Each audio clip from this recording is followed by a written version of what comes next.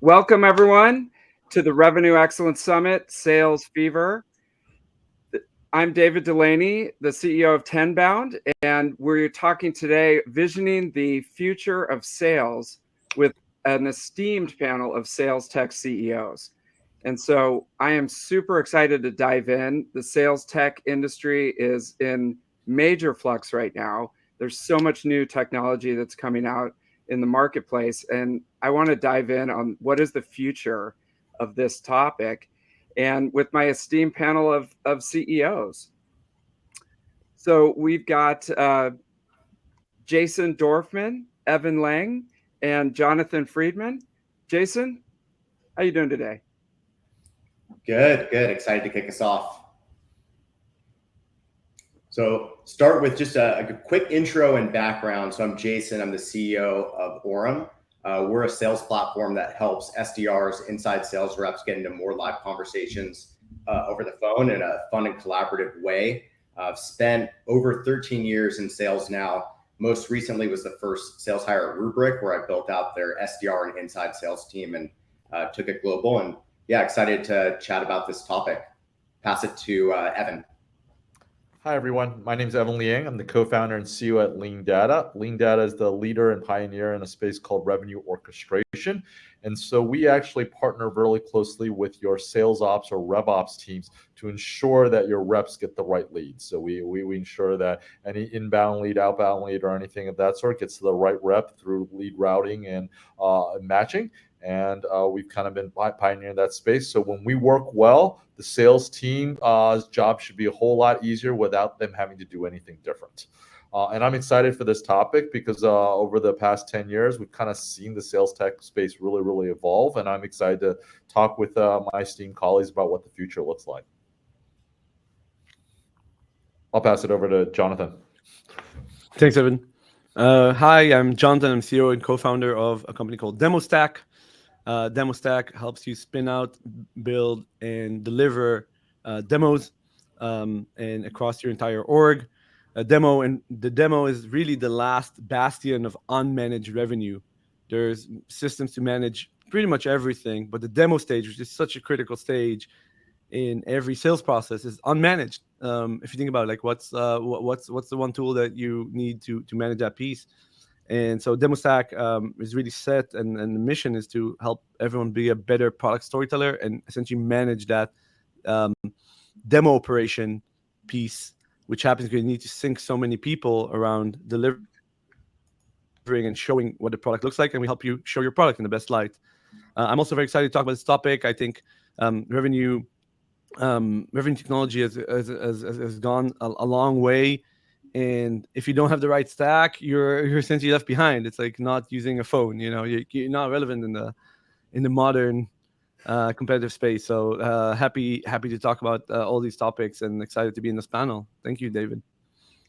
Big time. And thanks, MSP, for putting this on. This is so interesting because we're all taking it from a different angle. We've got the communication aspect with Jason. We've got the routing and organization aspect with Evan, and with Jonathan, we've got the deep dive on the demo. So there's all different ways to look at this problem. And, we've seen so much innovation and so much change happening in the sales technology space that it's almost head spinning right now. We maintain a market map of all the companies we think that are involved in sales technology. And literally, we haven't been able to update it lately because there's so many new technologies coming out and new ways to look at the problem. And so taking it from those different angles, Jason, how do you think emerging technologies will redefine sales processes and customer interactions? And what are you seeing with how folks are using Orem? Yeah, it's a good question. I think about the way the space is emerging in a sense that what is old is new again. I think if you go back 100 years ago, sales was really about this interpersonal interaction. And when I think back to my first sales job in 2010, it was a lot of CRM updating, clicking, manually dialing the phone. And I think that the software has gotten a lot more powerful over the past few years. And I think that's really allowed sellers to really unleash their full potential, spend more of their time doing what we all hope to do, which is sales and interacting with the customer and serving them better. So I think that that's a really positive trend that's worth getting excited about. I think, going from 2010 maybe into the 2015 or so, I think there was a lot of tools that focused on managing and tracking sales reps. And one of the reasons we started Orem is we wanted to build a tool that really did the hard parts of sales for them, that really empowered them. And by accelerating the sales rep, you're accelerating the sales team. So I think with AI, you're seeing a lot more of that. You're seeing tools that are making a meaningful impact to their productivity rather than just being a database or something that tracks their activity. So it's definitely an exciting time for sales tooling. There's a lot of competition as well, but all in all, I think it's a big win for people that are in the field. So it's like it's releasing, the salespeople from having to do all this manual stuff and really focusing on interacting with the customers live, which is why we got into sales in the first place, and being able to contact them in the first place when it's so hard today to just get even that initial meeting set up. And Evan, when you think about the organization and prioritization that's so critical for sales, how are you seeing these emerging technologies redefine the processes? Yeah, and I actually think we're at an interesting crossroads right now, coming out of the pandemic and going forward. I actually am starting to see that we as a sales tech or sales leaders have a really great chance to kind of redefine what it looks like. So some of the trends I'm hearing when I talk to fellow CEOs who are in sales tech and outside of it is some of the old playbooks aren't really working anymore. Your pure SDR outbound playbook is not as effective as it was beforehand. And I actually think as an industry, we've spent a lot of time really focused on really optimizing each function and the activities that they do individually in silos.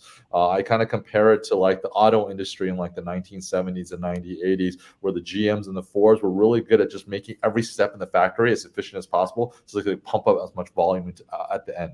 But what ended up happening is they kind of ended up building kind of crappy cars because they didn't think about the end-to-end process. And that's where you saw like the Toyotas of the world come in with like total quality management and be like, wait a second, it's not just about optimizing each individual roles. We have to look at the entire buyer's journey.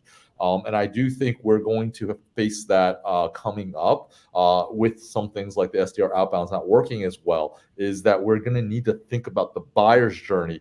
And it's actually going to have to manage better the interactions between each of the different steps and not just simply about optimizing each individual role. So I think we're on the cusp of that in the next 5 to 10 years. AI will certainly help and be part of that, but I think people need to stitch all the roles together, and we're seeing that across our customers. We sit across multiple go-to-market motions from an orchestration perspective, but I think that's what's coming in my sense is a better focus on the customer journey and not just optimizing the roles. So big time, yeah. And we work with a lot of SDRs, and the question becomes, if sending 100 emails doesn't work anymore, how about 200? How about 300? And it's like, wait a minute, how do actually people find out about new technologies, and how do they actually become interested and take a meeting? And it's like starting from that angle is much more aligned with the go-to-market versus just volume, and we know we're on the receiving end of a lot of those. And that's just one example. You think about sales reps, customer success, it's all sort of, let's keep doing the processes from 20 years ago. And it's almost like antibiotic resistance. So it's interesting. And Jonathan, if you dive in that demo process, I mean, how are the new technologies redefining how you think about that? Yeah, I think there's a massive shift happening, and I think that's where the battlegrounds are going to be between all the biggest players in revenue ops, and that's like, it's really thinking about either top down or bottom up. So what we talked about stuff that we did 20 years ago, and you would have an activity, and then you need to report on that activity. So I made a phone call. I need to now write I did a phone call. And I need to explain what I did. I wrote an email. I need to have that in. And some kind of help. There were some tools, in Salesforce you can log it better. But now what's happening? I think a lot of players are trying to, dissent the dominance of the Salesforce and say, like, hey, you know what? I know from the bottom up what people are doing. So the reporting becomes second nature to that. There's no separate activity that needs to happen. If you look at the gongs and outreaches and sales loft of the world, like, hey, I know every email they're sending. I know every call they're making. I know the calls they're having. I'm connected to the calendar. So why do I need to send it to a different database? I can be the database. And I think that's where things start being very interesting, because then you get this opposite switch. Of course, I look at it from the demo perspective. Like, currently, nobody has any idea what you're showing. You know what you're saying, maybe if you record calls and you can do spot checks. You have no idea what your people are showing. You have no idea the sequence. You have no idea how your best rep, what your best rep is showing versus your worst. You definitely don't know compare between them. You don't know if which feature is connected to a good demo or not. So there's a demo specifically has a massive blind spot. But I think in general, the trend is also how do you go from bottom up and have the activities naturally inform the sales forecasting versus the opposite way around. Yeah.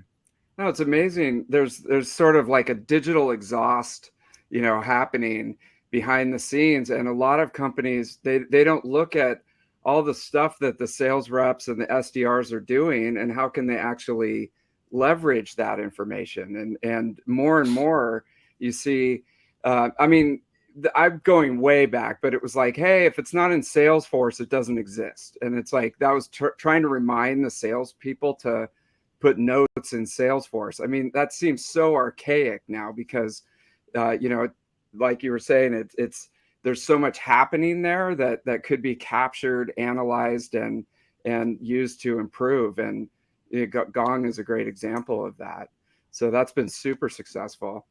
And, I throw it over to Jason. What steps do you think companies right now should take to prepare for the trends that are coming up in sales technology? If they're looking at these market maps and all these different badges that everybody has, how should they think about aligning their sales technology with the processes that they're doing now? Yeah, founding a sales tech company, I think when founders come to me, a lot of the times they're asking, like, what tool should I buy? What should my sales tech stack look like? And I wish that was a magic bullet that would automatically, if they just bought the right tools, automatically their sales team would have an amazing process, an amazing comp plan. They'd have the right people in the chair. And, unfortunately, I think that there's no magic bullet there. So I think when people are starting off, they need to think about some of the fundamentals that honestly don't relate to the sales tools at all. Are you using a common language across your sales team when you're talking about deals, whether that's MEDDIC or another type of framework, so you're not just causing mass confusion as you're trying to navigate what you're supposed to do next? Are your opportunity stages set up in a way that makes sense? There's no one way to do that, but are all the people on your team, when I say, what's the definition of an opportunity in your organization, are they all giving you the same answer? And do you have the incentives in place for them to adhere to that? So I think, and then of course there's, comp plans, the hiring profile. I mean, all of those things need to be in place before your sales tooling is going to have an impact. I think once you get all that right, you have the right process in place, you have the right person in the chair selling, then it makes sense to spend as much money as you need on the right sales tools. Like, just like any professional athlete, like, you're not going to skimp on their equipment. But I think that, people fetishize the tools a little bit, and they think that this is going to solve all their process problems. And I just don't think I don't think that's the case. So, I think I agree with Evan's point. We don't want to bring back the playbooks from 20 years ago. I think sometimes we skip over the fundamentals and we skip straight to AI being our saving grace. And I'd encourage founders, sales leaders to think about that a little bit differently. Big time, especially early on. Like one of the questions we get is, are we ready to hire our first SDR? And really, I'm more and more, it's like if you throw a body at the problem or you just buy a bunch of sales technology and plug it in, without having that infrastructure in place behind the scenes and having it set up, you're really setting up not only the SDR, but you are setting yourself up to fail unless you get this amazing unicorn who can figure it all out. Really, I would recommend get all the systems and processes set up first and then start adding people back in. And Evan, as you work with customers, do you see their infrastructure is not quite ready for implementing a tool like lean data sometimes? Yeah, sometimes, I mean, for us, we really want to focus on the handoff. So I'll build on what Jason said about like thinking about from the sales perspective. And I think the most important thing you can do is make sure you kind of break down the silos and make sure things very transition really smoothly between marketing, your SDRs, your sales reps, your CSMs, and make sure that all those flows. And that's not a technology thing. That's getting into a room, making sure you understand everything. And kind of what we kind of help with is making sure those handoffs and the orchestration is done really, really well. I'd point to like the movement of like RevOps, right? That was kind of like this kind of pie in the sky concept that all the ops teams could work together. And that really has taken off. And we've seen a lot of benefits for that. And but I think we need to take that a step further. And like the whole go-to-market teams really need to start really working well seamlessly together. And this is especially important before AI comes, because if you add AI into a horrible process that has silos, we could have the AI bots, like imagine the AI bots in each little silo gets created, and they all start like, they just magnify what's a bad process, right? And so I think it's really important that we take that step back, and it's actually easier for early stage companies. It's like the RevOps movement was driven by earlier stage companies, not the largest companies, because you don't have those established silos in place.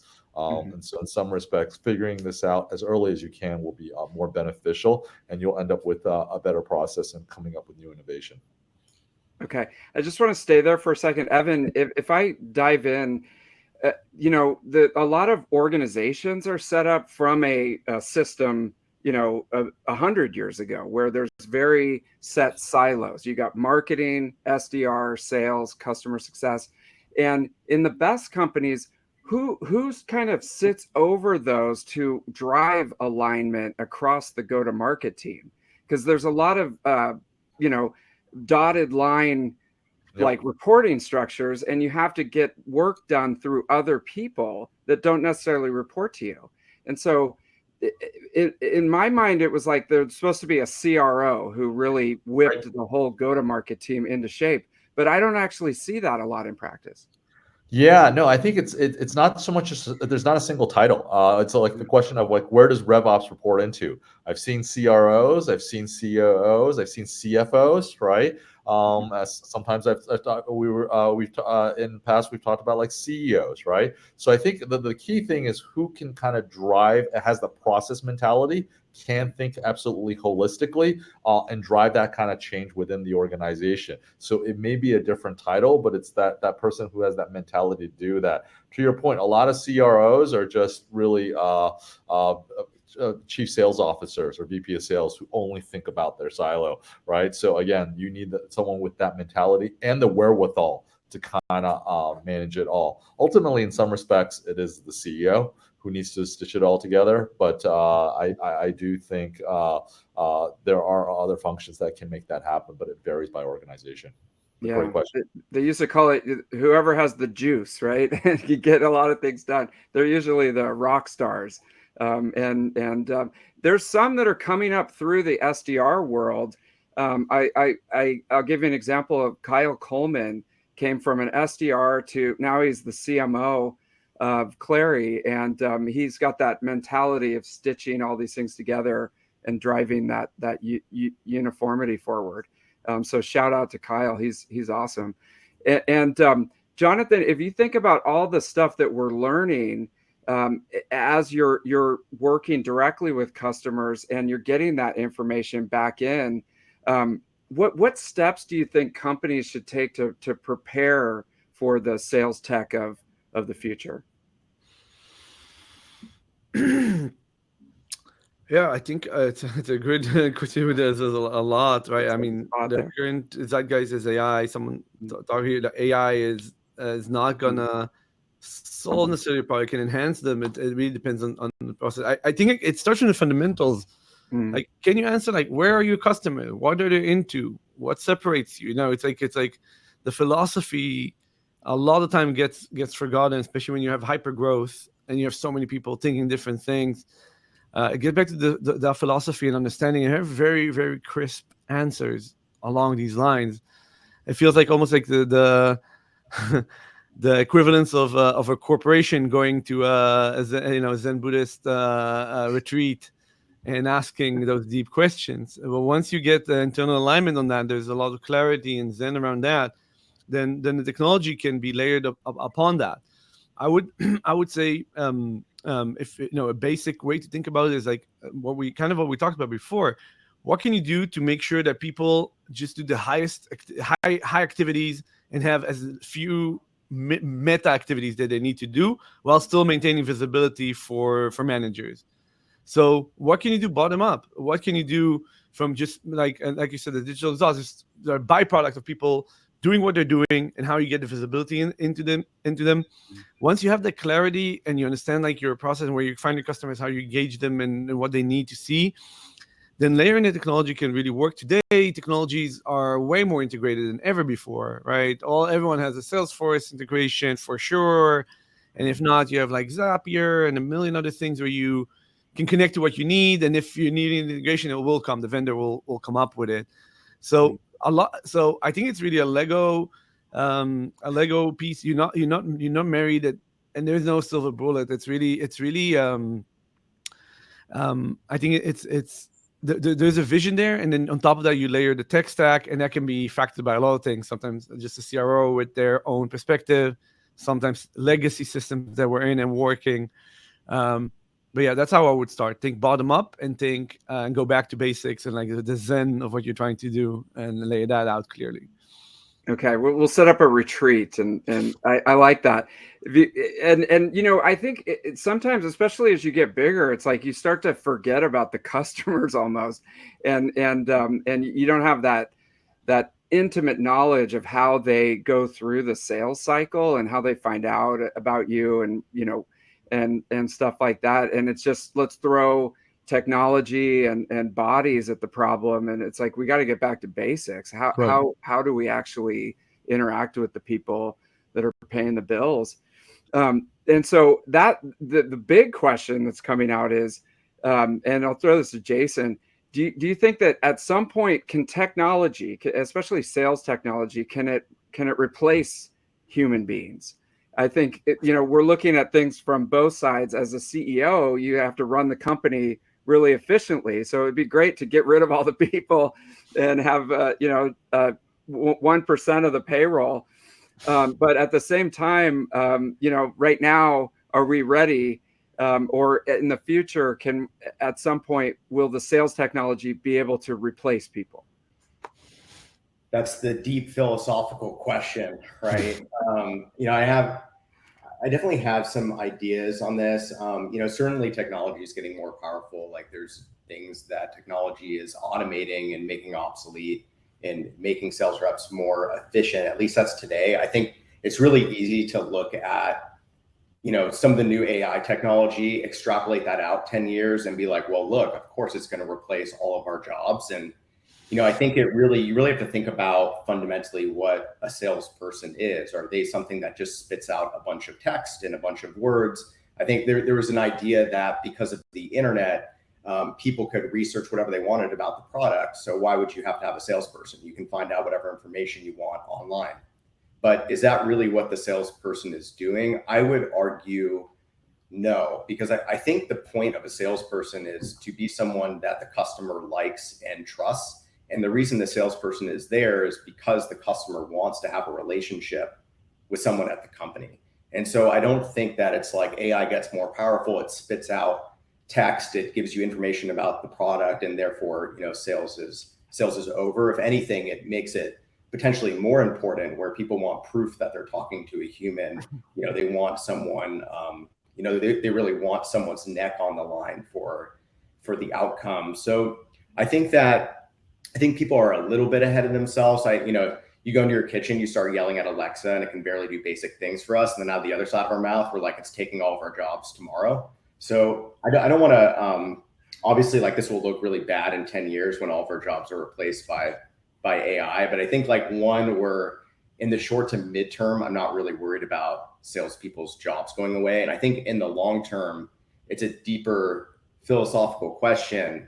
But at the end of the day, I think, our mission at Orem is to empower salespeople. And we have other companies and we have VCs saying, aren't you just going to replace the salesperson? Wouldn't that be great? And that's not really a vision that I'm excited about, nor do I think is really going to solve a problem over the long term. So that's how I'm thinking about it. But there's definitely some compelling demos out there that get people thinking. Definitely. And there's hope for humans for right now. Evan, what do you think? Yeah, I'll build upon what Jason and what I started off by saying that, hey, SDR outbound activities are not being as fruitful. What we are seeing and talking to other CEOs is that kind of events are kind of being successful, especially smaller events, dinners, and bringing folks back. And that builds exactly on Jason says, people want that human connection, right? And so a lot of the activities, if all sales is just automating emails and sending emails, and there are some people from the pandemic who that's all they like to do, right? Yes, that can get automated. But if you can actually go out and meet people and have that human connection, yeah, that won't be replaced by AI, right? Because that's about the meeting people face to face and making that happen. And I think we've gotten a little bit out of practice out of the pandemic, but that's coming back in force in my mind. And that is the part that where humans will excel over AI. And so I think some tasks will go to AI, but other tasks, that human element will become even more important. And like I said, we're seeing that already as events are coming back and people are craving that. It's not even the big events. Some of the events that we love are the dinners, really small, intimate dinners where you really get to meet people and connect with people and learn from folks, right? Those are the things that I think sales will get back to and must, and it will be even more successful than it was in the past because we've had a couple of years of the pandemic. I gotta say, I attended events as a salesperson recently. I won't date myself, but I had a fabulous time. I didn't run into any robots and made tons of connections, tons of prospects. It was awesome. And it felt great after 3 years of the Zooms. So, and also Tenbound puts on the premier sales technology events that are live. So I'll be in touch with all you guys after this to talk more about that. Jonathan, what do you think? If we get to the point, can we run demos with people where we don't have to pay a salesperson anymore? So I think it's going to happen is essentially it's going to be the rise of the agents. Okay. Essentially, every human, and I think every corporation too, will have essentially almost like a digital agent representing it. And I really like the way I think about it is like it's like almost a subconscious, right? You have this subconscious mind that's monitoring a lot of things, like because I know if someone will call my name in the background, I will hear it, but I'm not paying attention to the background right now. So, but something is right in my mind. So same thing would be that those agents. I think everyone will have an agent, and then a lot of negotiation, low-level negotiation, will be through that those agents. Will become more and more powerful. Remember the days where you didn't want to put your credit card on the internet because it could get stolen, or who knows who's on the other side, right? And today you're like swiping like you don't even think about it.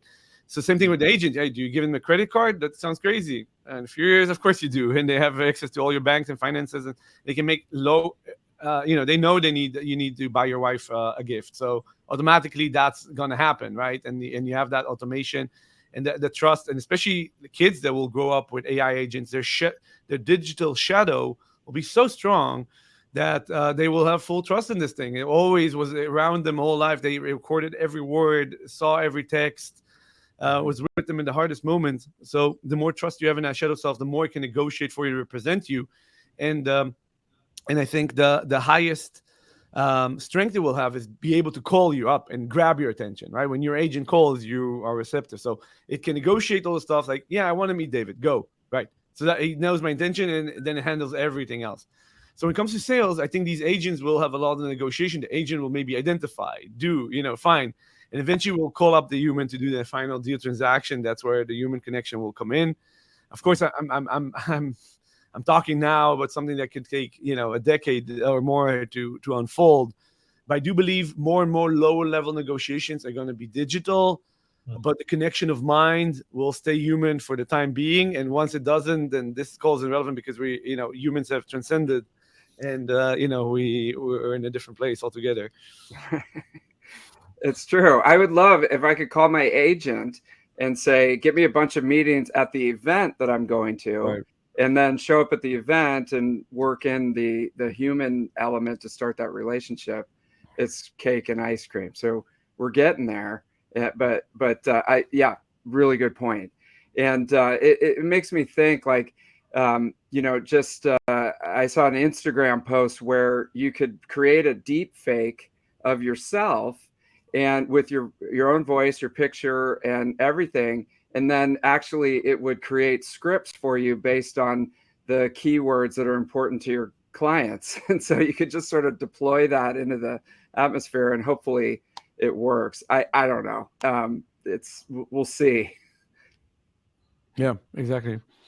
This is great. You guys, this has been so helpful. And I think that the big takeaways really are, we have to get back to basics with the processes and the training, and really make sure that if we have human interactions, that we're on point and we're not blowing it and that takes the old school, soft skills training, making sure that people are equipped. The back end processes are on point. Everything's plugged in and prioritized. And we take the technology as far as we can to really empower the human being selling process, and don't just try to wing it. Don't just start throwing technology and people at a problem. You really have to architect it properly and make sure that you get the best return on your investment in these technology solutions. So this has been great. Thank you guys so much for participating in the Revenue Excellence Summit today. I definitely, got the sales fever, and we took at it from a totally different angle. So if anybody wants to learn more about what you guys are working on, Jason, what's the best way to get in touch? www.orum.com, ORUM. All right. Is there an agent there, or can they talk to you? They can talk to a real live human. They can also add me on LinkedIn, and I tend to be pretty responsive there as well. Okay. Excellent. Evan?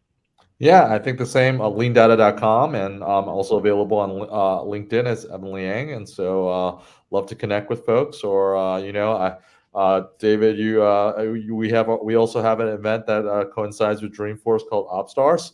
And so I think for folks in 2024, please come check that out. So highly recommended, and it's one of my favorite things to do each year. So definitely attend. And Jonathan? Yeah, same, demostack.com.